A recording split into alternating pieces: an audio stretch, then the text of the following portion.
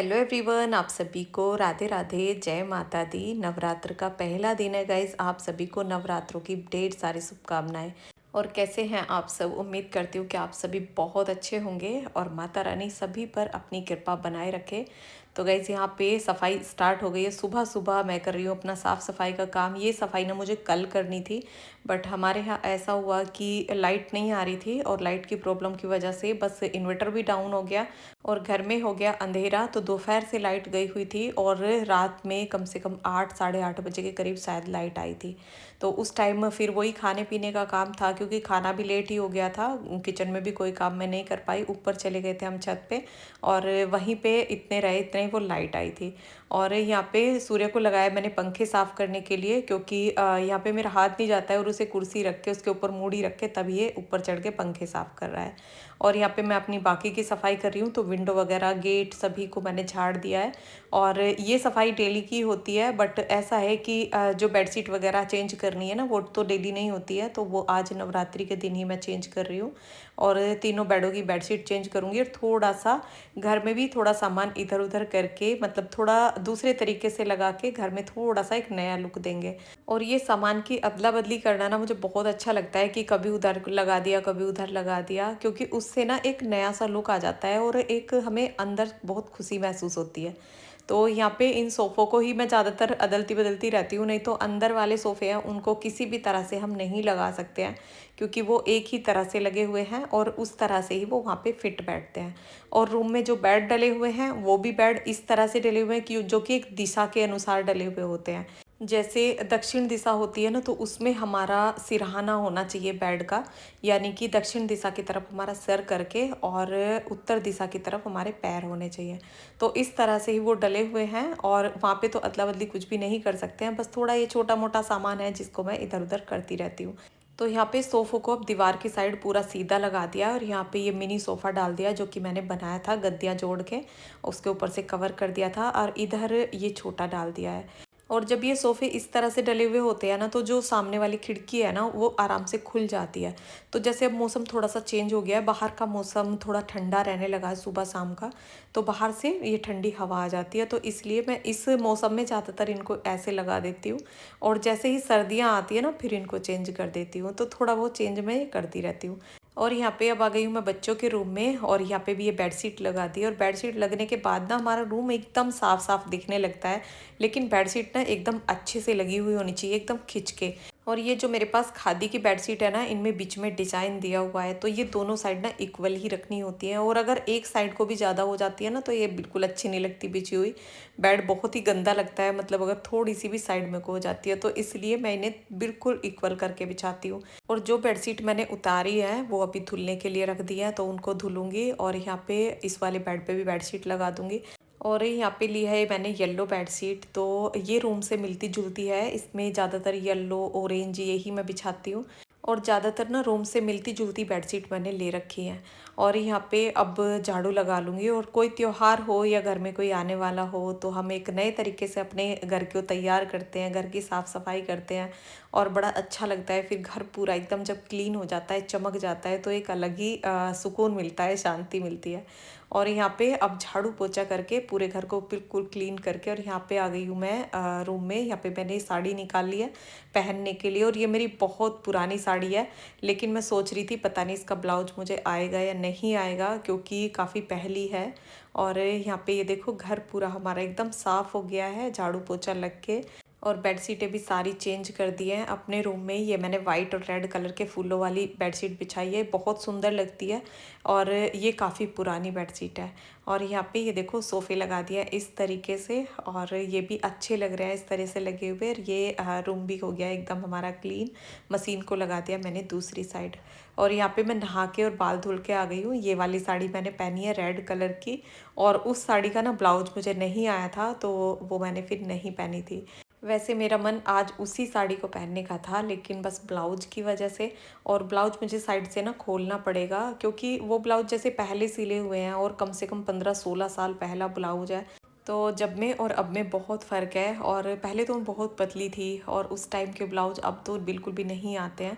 लेकिन ये ब्लाउज़ तो फिर भी थोड़ा-सा आ रहा था, बस हल्का-फुल्का सा खोलना पड़ेगा। कभी फिर इस साड़ी को पहनूँगी, ये मुझे बहुत अच्छी लगती है, हल्की-फुल्की सी है। घर में पहन के ना हम काम भी कर सकते हैं। आपके कमेंट होते हैं दीदी साड़ी पहना करो। तो मैं ज़्यादातर ना किसी त्योहार पे या कहीं जाना होता है, कोई प्रोग्राम होता है तो वहीं ज़्यादातर साड़ी पहनती हूँ। डेली यूज़ में तो कभी मतलब बहुत कम ऐसे चांस होते हैं कि मैं साड़ी पहन लूँ। और नवरात्रों में तो ज़्यादातर पहन लेती हूँ, पहले नवरात्रों को पहन लेती हूँ, सातवें में पहन लेती हूँ या दशहरा होता है उन पे पहन लेती हूँ। लेकिन ऐसा बहुत कम हुआ है कि हाँ पूरे 9 के 9 दिन मैंने साड़ी पहनी हो। एक दो बार ही ऐसा हुआ है कि हाँ पूरे नवरात्रों में मैंने साड़ी पहनी है।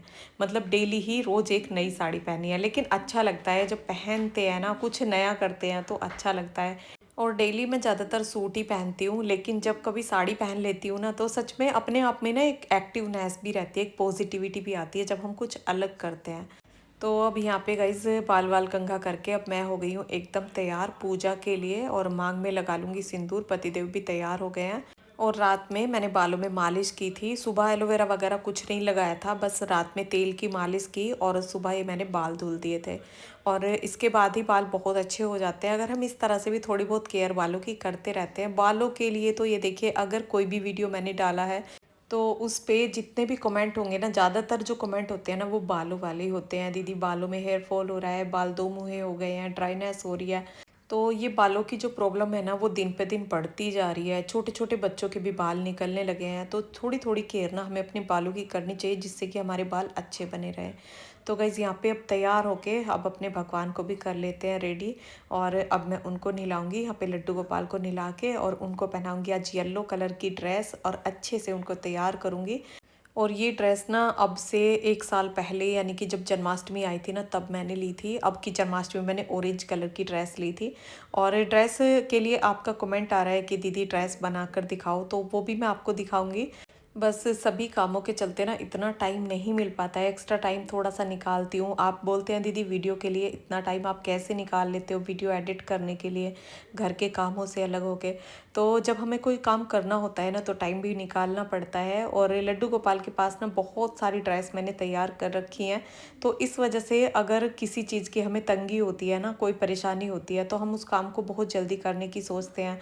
लेकिन जैसे आपके कमेंट आ रहे हैं तो ड्रेस तैयार मैं करके आपको ज़रूर दिखाऊंगी। तो यहाँ पे अब लड्डू गोपाल को तैयार करके बिठा दिया है। यहाँ पे माता रानी को नहला लूँगी, और माता रानी को नहला के एक बंधनवार भी मुझे बनाना है। और गाइस बंधनवार ना मैं जब भी बनाती हूँ ना आपके साथ शेयर करती हूँ। और वो तरीका ना मुझे बंधनवार बनाने का बहुत अच्छा लगता है, बहुत ही आसान लगता है। वैसे किसी को भी मैंने इस तरह से बंधनवार बनाते हुए नहीं देखा है। और गाइज मैंने देखा था एक पंडित जी आए थे तो उन्होंने इस तरह से बंधनवार बनाया। और गाइज मेरी ना एक आदत है, जैसे कहीं मैं जाती हूँ या कोई हमारे घर पे आता है या वो कुछ काम करता है, तो मेरी नज़र ना उस काम पे ही होती है कि वो किस तरीके से उस काम को कर रहे हैं, क्योंकि मैं हर काम को ना सीखने की कोशिश करती हूँ।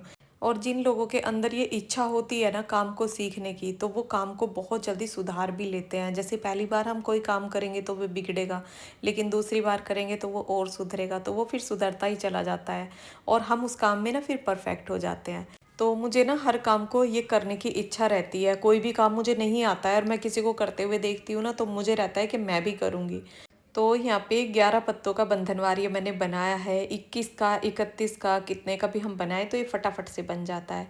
और यहाँ पे पतिदेव बोल रहे थे कि कितनी जल्दी से बना दिया, और पता नहीं क्या क्या सीखती रहती है। मतलब उनको ये लगता है कि मैं पता नहीं कहाँ से सीख लेती हूँ। लेकिन जिस इंसान के अंदर कुछ करने की, कुछ सीखने की इच्छा होती है ना गाइज, वो कहीं ना कहीं से कुछ ना कुछ सीख ही लेता है। और यहाँ पे अब गेट पे लगा दिया है बंधनवार, और ये देखो कितना अच्छा लग रहा है। एक पॉजिटिविटी भी रहती है जब इस तरह से लगा होता है। सच बताऊँ मुझे बहुत अच्छा लगता है ये लगाना। और कोई भी त्योहार होता है, कोई हवन पूजा कुछ भी होता है ना, तो मैं इसे बंधनवार को ज़रूर बांधती हूँ। और यहाँ पे अब माता रानी को तैयार करूँगी। माता रानी अभी मैंने तैयार नहीं की थी, लड्डू गोपाल तैयार कर दिए थे। और इनको ना चुनरी से ऐसे ही मैं तैयार करती हूँ, नीचे एक चुनरी बांध देती हूँ। और हर बार पता है मैं ये सोचती हूँ नवरात्र से पहले कि माता रानी का ना लहंगा बनाऊंगी, चुनरी बनाऊंगी, मतलब बहुत कुछ सोचती हूँ। लेकिन काम इतना ज़्यादा बढ़ जाता है त्योहारों पे कि वो टाइम नहीं मिल पाता। और यहाँ पे नीचे भी मैंने इनका चुनरी से लहंगा बना दिया है, और ऊपर ये चुनरी उड़ा दी है और पिन से ना पीछे इसको सेट कर दिया है। तो बिल्कुल ऐसा लगता है जैसे कि मैंने इनको लहंगा चुनरी ही पहना रखे हूँ। तो गाइज माता रानी को बिठा दिया है माता रानी के स्थान पे, और यहाँ पे ये बिठा दिए लड्डू गोपाल जी। और अब बस अपनी पूजा की तैयारी करेंगे, कलश रखेंगे, कलश स्थापित करेंगे यहीं पे एक साइड। और उसमें जो वो होता है नारियल, नारियल पे चुनरी लगा के कलावा बांध के लोटे में, और 5 रखूँगी आम के पत्ते, और एक सिक्का डाल दिया है लोटे में। और अब इसके ऊपर से रख दूंगी ये चुनरी वाला नारियल। और आज के दिन ना गाइज थोड़ा सा टाइम लगता ही है पूजा की सारी तैयारी करने में। जो पहला नवरात्र होता है ना उसमें ही हमें सारी तैयारी करनी होती है, और उसके बाद तो इतना ज़्यादा फिर टाइम नहीं लगता है। तो यहाँ पे ये ले लिया मैंने सारे फूल, और अब पहले एक फूल चढ़ाऊंगी सांझी माता को, फिर मंदिर में फूल लगाऊंगी, और उसके बाद करेंगे पूजा।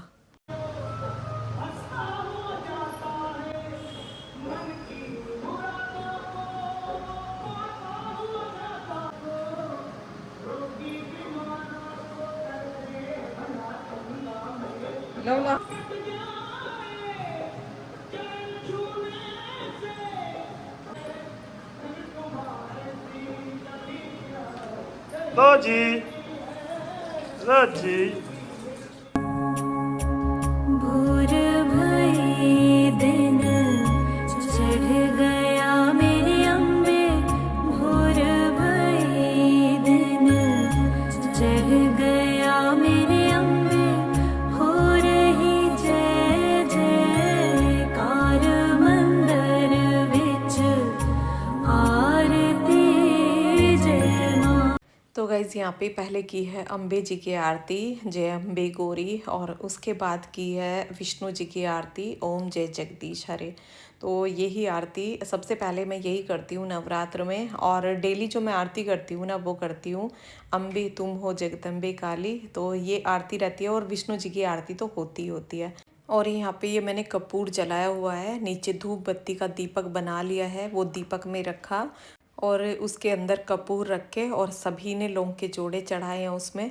और फिर आरती करके और धूप दीप सभी को दे के, और पूरे घर में इसका धुआं ना घुमाना चाहिए। ये बहुत अच्छा रहता है। जो नवरात्र में हम धूप दीप जलाते हैं, ये कपूर जलाते हैं, लौंग का जोड़ा जलाते हैं, तो इसका जो धुआं होता है ना वो हमें अपने पूरे घर में घुमाना चाहिए। और अब पूरे घर में घुमा के और फिर सांची माता की पूजा करूँगी, और उनकी पूजा करके तभी भगवान को भोग लगाऊंगी।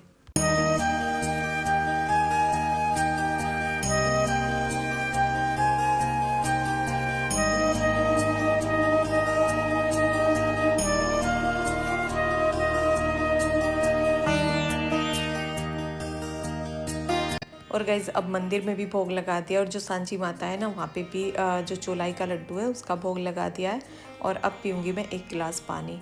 तो पूजा पाठ के सभी कामों से फ्री होके, और पहले सबसे पहले ना मैं पानी पीती हूँ व्रत में, क्योंकि मुझे प्यास इतनी तेज़ लगती हुई होती है, क्योंकि ज़्यादा पानी पीने की आदत बनी हुई है। तो जैसे ही मेरा व्रत पूरा होता है ना फिर उसके बाद मैं पानी ही पीती हूँ। और यहाँ पे पानी पी के उसके बाद जो भी खाना पीना होगा वो तब खाऊँगी। और रोज़ी को भी आज मैंने टीका लगाया था, पतिदेव बोल रहे थे कि रोज़ी को ज़रूर लगाना, तो उसको भी मैंने टीका लगाया था, और वो बहुत अच्छी लग रही थी तिलक लगा के। और यहाँ पे अब धीरे धीरे से घूट घूट करके 1 गिलास पानी पीऊँगी, और उसके बाद करूँगी अपने बाकी के काम।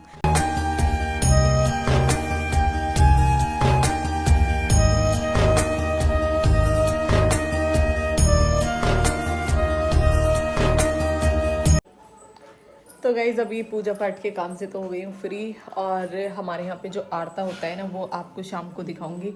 और आज ना पूजा में थोड़ा सा टाइम लग ही जाता है। आज के दिन जो फर्स्ट नौरता होता है इसमें जैसे जोत वगैरह रखते हैं तो टाइम लगता ही है, सभी को ही लगता है। और बस अब डेली का तो वही है कि सिर्फ पूजा करना है, बैठ के आरती वगैरह करनी है। तो रात में दिखाऊंगी आपको आरता जो हमारे यहाँ पे होता है। वैसे अब लड़कियाँ वड़कियाँ ना मतलब इतनी ज़्यादा आती नहीं है, जैसे पहले लड़कियाँ आती थी आरता करने के लिए। तो अब किसी के घर कोई जाता नहीं है, अब तो बस अपने आप ही हम आरता कर लेते हैं। तो चलो जैसा भी मुझे भी आता है, वैसे पहले नहीं आता था, अब तो वो मुझे आ गया करना। लेकिन पहले तो जैसे हमारे यहाँ पे होता नहीं है ना, तो हमें पता भी नहीं है, क्योंकि सांझी माता हमारे यहाँ पे लगाई नहीं जाती। तो चलो दिखाऊंगी शाम को।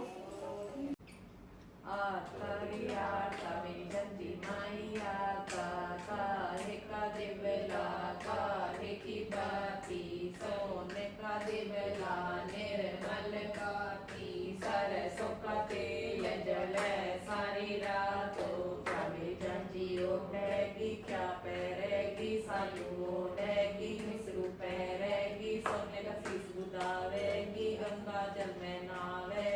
और गाइज़ यहाँ पे मम्मी बेटा तीनों कर रहे हैं हम आरता। और आरती के लिए ना हम थोड़ा सा लेट हो गए थे क्योंकि रोज़ी को लेके ना बाहर पतिदेव घूमने के लिए चले गए थे, तो उनके साथ हम भी चले गए, तो इसलिए थोड़ा सा लेट हो गए थे।